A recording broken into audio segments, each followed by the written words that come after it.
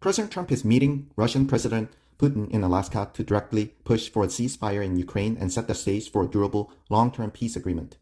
Trump has made clear that if Putin agrees, he is prepared to bring Ukrainian President Zelensky into expanded negotiations, underscoring his commitment to decisive and active diplomacy. By hosting the summit on U.S. soil, Trump projects both confidence and leadership in engaging some of the toughest and most strategic global adversaries. He is balancing firmness, threatening severe consequences if Putin resists, with an openness to broader U.S.-Russia cooperation in trade, security, and energy development. The meeting reinforces Trump's belief that personal face-to-face diplomacy can deliver breakthroughs where conventional diplomatic channels have stalled for years.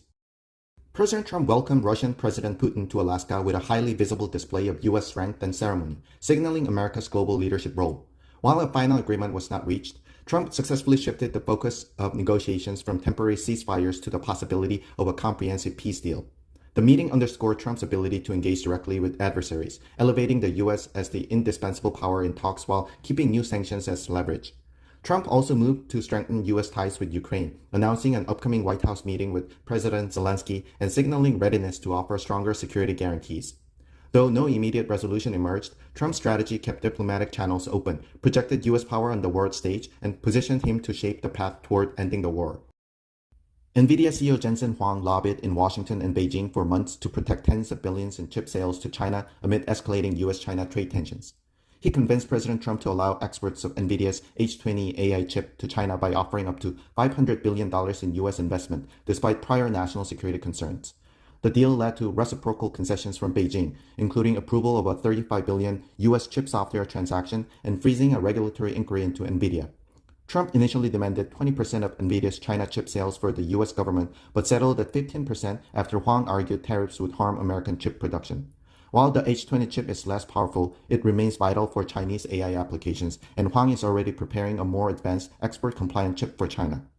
Despite the highest tariffs in decades, U.S. inflation has not surged as critics predicted, clearly demonstrating strong economic resilience under Trump's trade policies. Detailed research shows actual average tariff rates are lower than expected because many imports remain duty-free or have shifted to lower tariff countries. Trump has firmly emphasized that tariffs have not driven inflation, directly challenging economists who had repeatedly warned of sharp price increases. The tariffs have generated billions in federal revenue while simultaneously shielding key domestic industries through carefully targeted exemptions. Analysts now acknowledge that while some price increases could still occur later, the initial impact has been far less damaging than Trump's opponents had forecast. President Trump has managed to bring Putin and Zelensky closer to direct talks, creating the strongest opening yet for peace in the Russia-Ukraine war. He has elevated the negotiations to focus on critical issues, territory, security guarantees, and NATO's role, while positioning the U.S. as a central player in shaping a durable settlement. Even as Putin's proposal on Donbas was rejected, Trump's efforts ensured that Ukraine's stance was clearly presented at the highest level, keeping momentum toward dialogue. By pushing talks forward despite ongoing hostilities, Trump has shown determination to pursue peace when others might stall. Analysts note that while the negotiations remain complex, Trump's leadership has created an unprecedented diplomatic opportunity that could define his presidency. Silicon Valley leaders like Elon Musk and Sam Altman envision an AI-driven universal basic income funded by the wealth AI creates. They propose that AI could replace many jobs and share its profits with the public, shifting the perception of UBI from a socialist idea to a tech-driven economic model. Altman has suggested universal extreme wealth where people could own shares of tokens of AI output instead of receiving cash. Supporters like Mark Benioff see AI-powered wealth distribution as a solution to inequality, while critics warn it's unrealistic and could worsen unemployment and disparities. Opponents such as David Autor and Mark Andreessen argue that UBI is politically unfeasible, may undermine human purpose, and could be a way for tech companies to justify mass job loss. President Trump reaffirmed his commitment to election integrity by calling for the elimination of mail-in ballots and voting machines, which he argues are vulnerable to fraud and errors. He pledged to sign an executive order ahead of the 2026 midterms to strengthen voter ID requirements and ensure ballots are counted accurately on election day. Trump emphasized that his plan would restore public trust in elections, highlighting concerns shared by many Americans about the security of mass mail-in voting. He continues to lead the Republican Party's effort to reform voting laws, positioning the GOP to maximize its chances in upcoming elections and prevent disputes like those in 2020. Supporters say Trump's proposals put fairness and transparency first, ensuring every legal vote is counted and protecting the democratic process for future generations.